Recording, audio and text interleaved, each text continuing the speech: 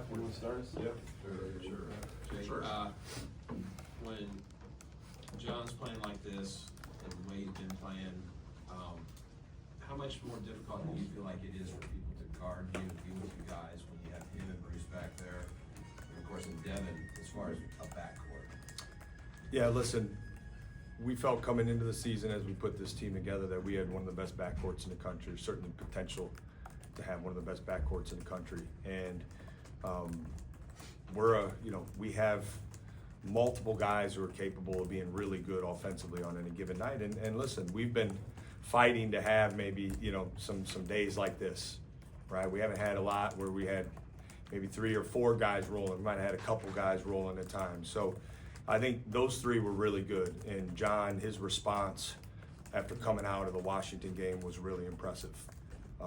We don't want to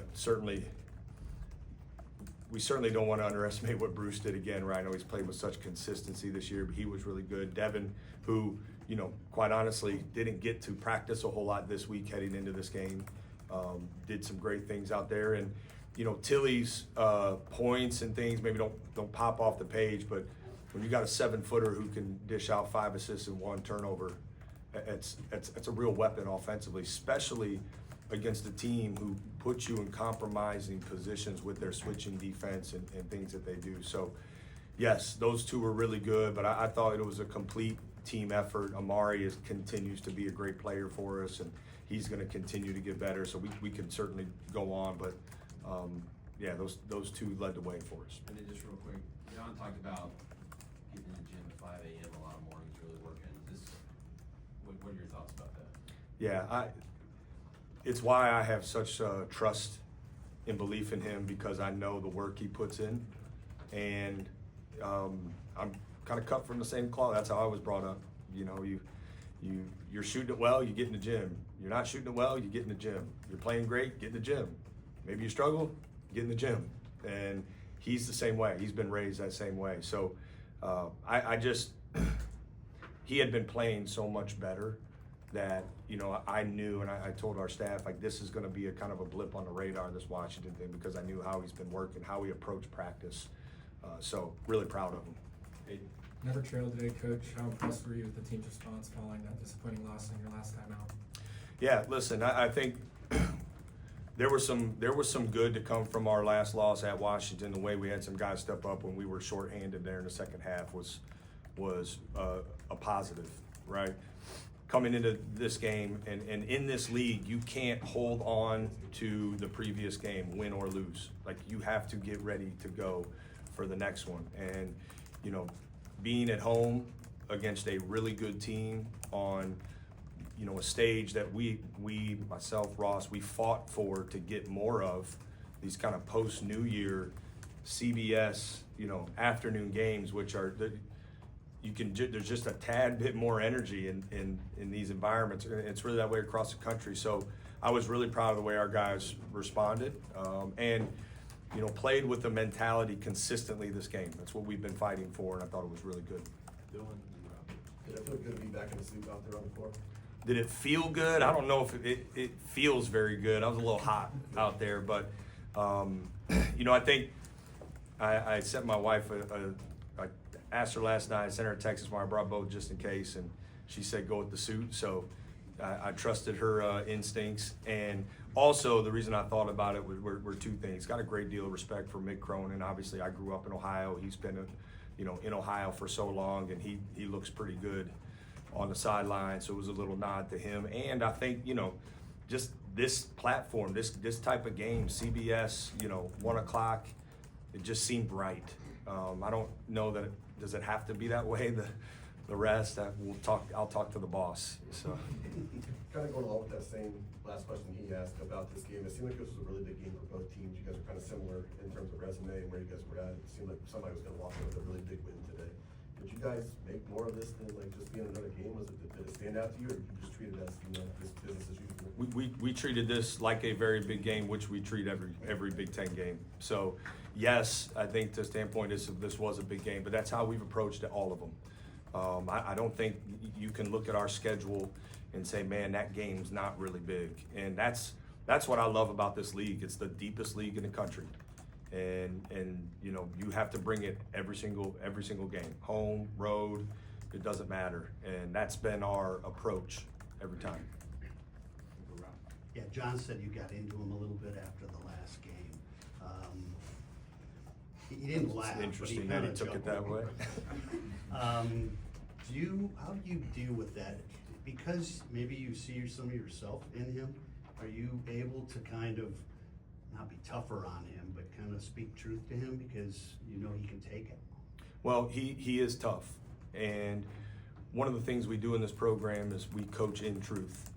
And you know, I love this group we have, and I love working with these guys. I don't get to do it as much as I'd like, but I just love being in the gym with them. And so I think because of the relationship we have, not just John, like myself and our staff, we can coach these guys hard because they know we love them, we want them to be great, and our team is committed to, you know, putting winning first. So John and I have a great relationship. I obviously, you know, recruited him, and biggest thing for me is I want our guys, certainly him, but all our guys to know how much we believe in what they can do. We keep fighting for, you know, more guys to be aggressive. I think we've taken a step forward in that regard, but you know, we coach in truth. Guys do a great job of responding, and I think it's because they know how much we care about them. That response he had, I mean, what didn't you like about the last game, and did he turn it around in this game from the things that maybe you talked to him about? Yeah, technically I thought he played too fast. He played sped up when the ball was in his hands, and you know, their defense was designed to do that, and I thought he let him do it. This game, I thought he played with tremendous poise, and he controlled the pace when he had the ball in his hands. That's what he's capable of. You know, against a team who's really good at turning teams over, and we certainly had a couple too many, he didn't have any. And he was in some compromised situations, but I thought his poise was really impressive for you know, again, he's played a lot of minutes, and so I told a couple of our guys, you know, he's one of them. I even told Amara, it's like, you're playing old guy minutes, and we're gonna coach you like an old guy. But Judy's a sophomore, you know, and I think we got high level expectations for him. He has major expectations for himself, and I think that's why it works so well, and that's why we were able to see such a quick response. After the Nebraska game, you were pretty upset as to how your team wasn't getting a lot of 50-50 balls. And then today, you basically played them to a draw on the boards when you were on offense. They had 13 defensive rebounds, you had 12 offensive. Do you think that your team kind of exercised that, at least for today? Yeah, I think we've been better. We're perfect. You know, there were a couple there at the end I'd like to come up with that were bouncing around, and but you know, I think UCLA plays a really physical, tough game, and that's you know, kind of been Mick Cronin, right, for a long time. So we talked to our guys about the physicality required in this game heading in, but I think that's now, you know, majority of the stretches in the last few games. Certainly hasn't been perfect, but where we've been either the first to the floor, or we've been the team to come up with that ball that's bouncing around that maybe either team could get. So I think our guys have responded to that really well. We watched some film as to what that looks like when it's done right, and our guys have done a great job. And then one lineup that caught my attention that you were utilizing a lot was Bruce with Mobley with Gabe Cupps. Those are three dudes who are all listed as shorter than you and me, all on the court at the same time. So is that a lineup that you've been wanting to be seeing, or is that something that you felt was a necessity either because of a matchup with UCLA or just general minute allotment with Noel being injured? I think yes. There's a little bit of all of that, right? I think Daly being in foul trouble, they had to go a little bit smaller at times. I think Bruce plays a lot bigger than he is. You know, he's so physically strong and tough, and he anticipates so well. And then there's some things we can do kind of behind those guys to help negate maybe what isn't a real imposing kind of third perimeter player, right? But you know, defensively it gives us at times, Gabe's, you know, provided some pressure on the ball, which has been really good. And the biggest question, you know, we have in that group is rebounding, and I think, you know, those guys have fought really hard in that space and gotten better. So we felt like with Brandon going down, we've been kind of looking at, you know, some of the analytics of lineups throughout the course of the year, and we felt like this was one that we needed to get going a little bit. And it was, you know, I don't know what it ended up being, but it felt pretty good out there. The last time we were here, we were talking about how you wanted your team to play with the intensity that they do sometimes when they're down by double digits right from the jump. They did that today. They did that in the second half as well. What's it like to see something that you so tangibly said, I want to see this actually play out the next time you're at home? Well, it's contagious, and it got the best of me a couple times when some big plays were made and got me fired up. You know, I think I want our guys to play with a great deal of passion. We fed off the crowd, and the energy in the shot today was really good. That having our students back was in the Nut House was great. So all that stuff was you know, part of who we need to be, and I want guys to play with just this joy and passion and aggressiveness. And I felt like we did that for a while today, and it becomes contagious. And like I said, it got me a couple times. When you see your guys playing like they did today, really just controlling an entire game, how much confidence does that give you? How much do you lean on that in practice to say this is who we can be? And then also, do you feel you have to wear a suit from here on out now that you played that well? Yeah, I don't. We'll see about that one. My two bosses, Ross and my wife, will have a lot to have opinions on that I'll take into major consideration. But listen, I think when we watch film and we break down games, we're certainly, you know, learning from the mistakes we made, but we're also learning from the things we're doing right, and being able to see and evaluate, right, when you have good stretches is as important as evaluating and watching those stretches that aren't as good. And we certainly will break down themes within that. So I think our guys, we have a culture in our program right now where guys are investing a lot of time in film, a lot of time on their own, quite honestly. And I think it's been a great thing for us, but we utilize the good and the bad of film to continue to grow, because we got to keep growing. Hey Jake, when you guys were up 62-45, you had that possession where Amari missed a couple shots, but Gabe chases one down, Amari misses, and then Junie chases one down. Might have been one of those moments where you said the game got the best of you, you went crazy. What are you thinking when you see a play like that unfold, where pretty much everybody that's on the floor had a hand in extending the possession? Yeah, just a highlight of the game, just the effort and the physicality and the do whatever it takes to win, and moving on to the next part of the play, not even the next play, right? Just moving on to the next part of that play. So I think, and then when I think it might have been John who started celebrating, and then that really got me. So that got me going. But our effort was really, really good today. This is a team that, make no mistake, has played hard, you know. And we had a dinner with our captains, which was really impactful for us last night, and they acknowledge that. This is a team that has played really hard. This is a team that has played tough.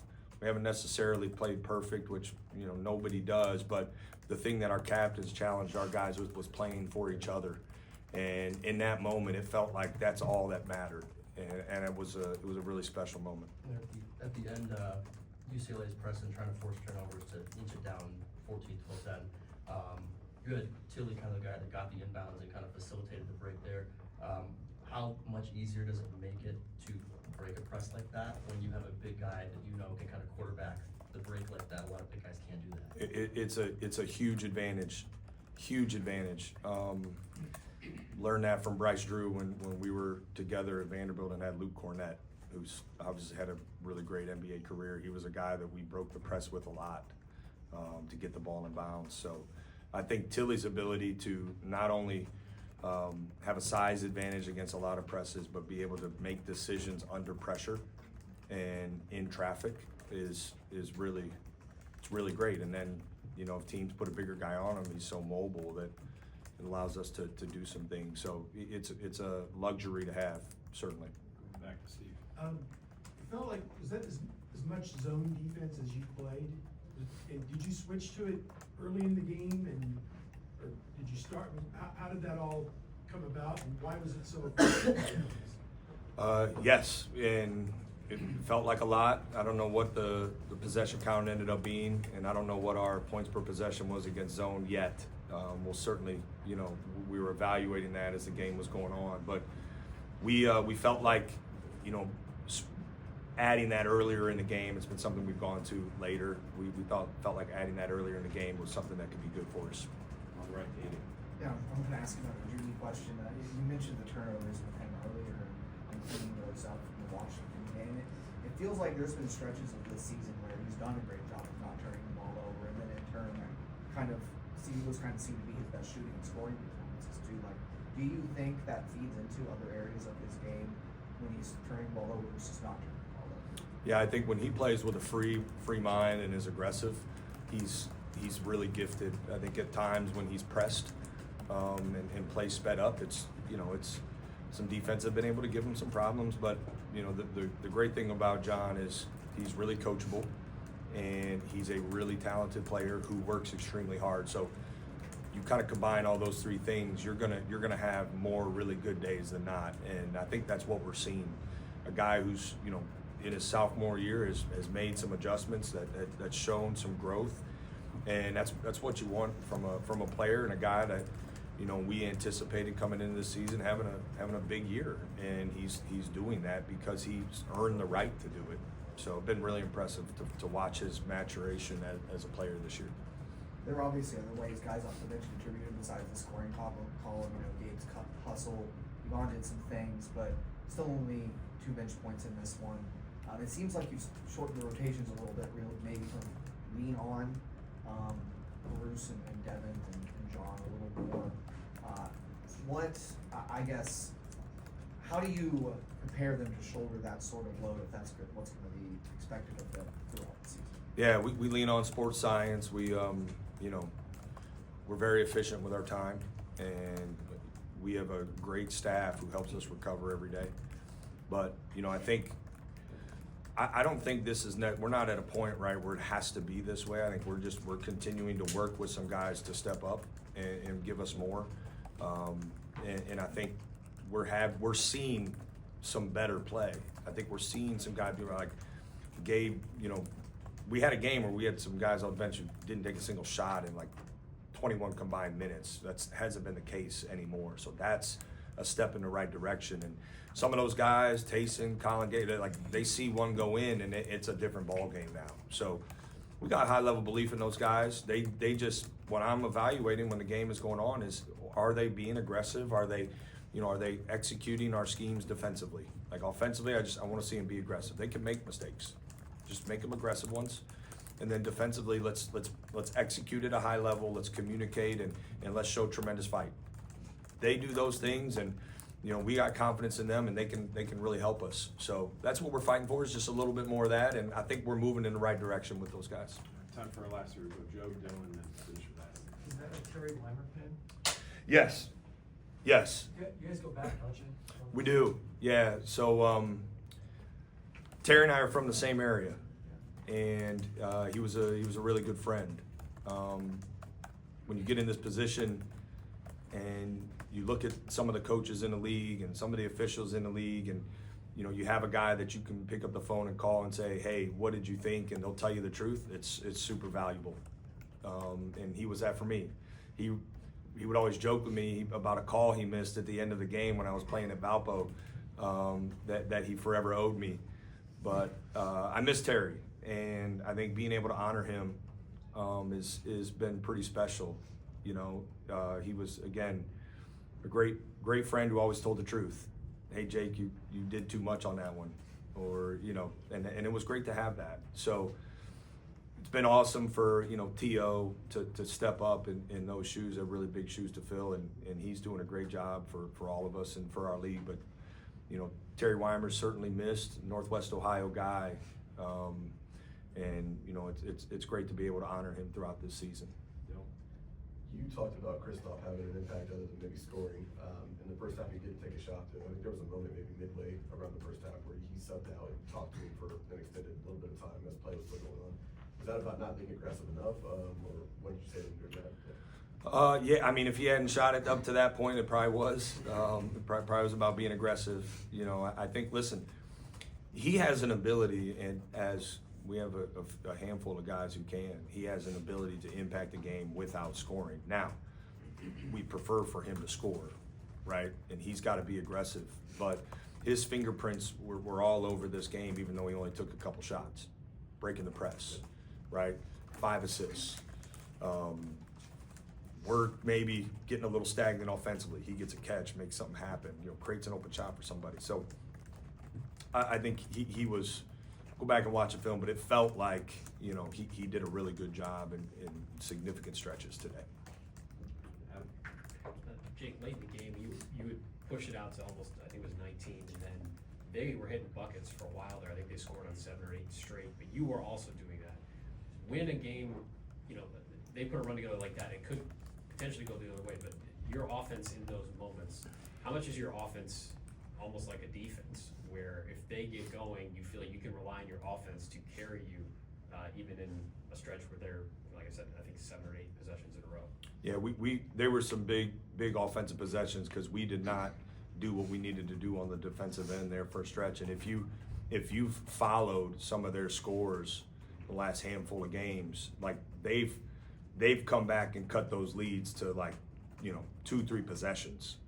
So I mean, there was a point in my mind I was thinking, like, man, these guys have been here before. I've seen it on film. They've come back. So it was important for us to continue to execute at a high level offensively to keep them at bay until we could get back to guarding, you know, the way we needed to. And then when we talked to you the other day, you talked about the challenges of putting together a roster and building depth. You suddenly now have a new player mid-season. Can you tell us, like, what the conversations have been like as far as trying to add Puff Johnson to the roster, and then when you think we might see him? Yeah, what a time in college basketball, you know, and I think for us there's a couple things to know. One, you know, we've had dialogue with our team, you know, for now probably a month, a few weeks, that there was potential for us to add somebody. So I think the most important thing for me was to have transparency with those guys. Certainly, you know, we've dealt with some injuries. One that's going to last us a while in Brandon, and two, some stuff in game that's been impactful. So I think you know, it's worked out well that we're able to add someone with experience. And you know, the other thing is this was a long process for he and his family. I'm really happy for them, you know, because it's a situation where we can support them, but there's really, right, only so much we can do, and we got to let them in the NCAA and, you know, stuff kind of sort itself out. So the waiting was challenging at times, as we kind of figured, like, hey, it's going to be him or not, you know. And we got a locker room full of great guys. He's a great guy. He's got some versatility. As far as when he's going to be on the floor, I don't know. I don't know. He's got to go through some things, you know, to kind of get cleared at Ohio State. He and I have had conversations, certainly, and we're hoping to get him here as soon as we possibly can and begin that process of, you know, getting him becoming a part of our team. And that's kind of the most, I guess, thing we know right now, right, is we just got to help him become a part of this group, which I love this locker room. And we were not going to, certainly a lot of ways that rosters can change now. We were not going to add anybody. Fit was the most important thing for us. Priority number one. If we were going to fill that last spot, fit had to be right. And we feel really good about that part. Now it's going to take some time to get the basketball side, and when we get some answers on that, we'll let you guys know. But right now, you and I are guessing as to when that'll be, but we'll keep you updated on that, certainly. Any other questions with that? I mean, if you don't have a timeline in mind, I guess that would be the other main one, but I don't think there's any, I mean, you don't have any estimate as to when he could get to the court? This is the first time I've been a part of this, so I don't have a lot of, like, data to go back to and see, right, how this kind of has to go. I think it's about an evaluation, two things, what we're evaluating. One, he's got to be ready physically and everything to play. That's for his safety and everything, right? That's priority. That's a priority. And then for us, he's got to be ready to help our team. That's a priority. So I don't know how long that's going to take. He's got a lot of experience, and I think there's a great deal of value in that. He's a versatile player, you know, and has, you know, really, really good size. So there's certainly value in that, and that makes, I think, easier to kind of integrate a player. But yeah, I wish I could tell you it would help me plan, But, you know, right now, we're kind of, it's gonna be wait and see a little Do you bit. have I any assume idea what he's- kind of game shape he is in? Yeah. Like how much have you been able to? I haven't had a chance, we haven't had a chance to work him out here Yeah. yet, so I don't know that. Do you worry about chemistry at all, like fitting into, like not just like being a locker room fit, but on the court developing? Yeah, that is absolutely a fair question, and I don't, because of the guys we have in our locker room, the type of young man he is, and I think we have to be realistic about this, right? Like, can't just throw him in and play 30 minutes and expect everything to look normal. So we're gonna take it one day at a time, and he's a great young man. We have great young men on this team, so it is absolutely a fair question, but I'm not worried about it. I assume he's been staying in shape, right? Have you had communication with We've him? we've had talk. Yeah, he says he's in good shape. Yes. How long does it take, forget him, just to get up to game preparation, game speed? Yeah. If a guy is kind of working on his own. I think everybody's different. I think, you know, what that work looks like certainly plays a factor. I like to believe that I'm in game shape right now. That's when I play with the managers though. When I have to jump in practice, it's not as good. So, you know, we'll see. And I know guys, like, I want some answers on this too, as you do, and I wish I could give you those as soon as we can. We'll get together and talk through it. Monday, 1 o'clock in here after his radio show. Better idea. Yeah. Wish I could give you a little bit more, but yeah, go ahead, Con. Did Brandon's injury have any impact on this thing with Puff, or was it just like initiated in the fall and it was like, hey, let the courts do what they're gonna do and maybe he joins or maybe he doesn't, or when Brandon got hurt, in any way was this process like pushed a little bit? Yeah, there was nothing we could do to push it. You know, I think, again, the relationship Ohio State has with the NCAA is great, right? And there's like, we wanted to support Puff and his family as in a way that was appropriate and for all parties, and that's what we did. And so there wasn't like anything we could do, right? Brandon gets hurt, and then all of a sudden it's like, hey, we gotta go do this. There was none of that. Okay. Was there a moment where you thought this just straight up isn't gonna happen? I mean, Yeah. He had applied for waivers, he had Yes. lawsuit denied, like, when did you think this actually Yeah. could happen? It was a roller coaster ride. I think, you know, again, so happy for him and his family. But there were times where I was feeling bad for him and his family, right? You just didn't know. And listen, the landscape in college sports right now is a tricky one. And I think we all are hoping for clarity moving forward. Things are moving in the right direction. There's a lot of smart people that are working really hard to get this thing in a place that, you know, continues to make what I believe, no offense to football, is the best sport in college. But, you know, I know they got things that they got to sort out. We're obviously, our sport's changing. So we got great leadership. We certainly have it here at Ohio State and Ross and what he's been able to do at the forefront of all the stuff that's going on. But from the NCAA to all, like, there's a lot of people that are spending a lot of time and effort to continue to move this forward. And, you know, as a guy who's loved college basketball his whole life, I'm appreciative of the effort that's going in. And, you know, this was a situation where we kind of had to wait and let it play out. And we're certainly happy to have him. Coach, thanks. All right, guys, thank you.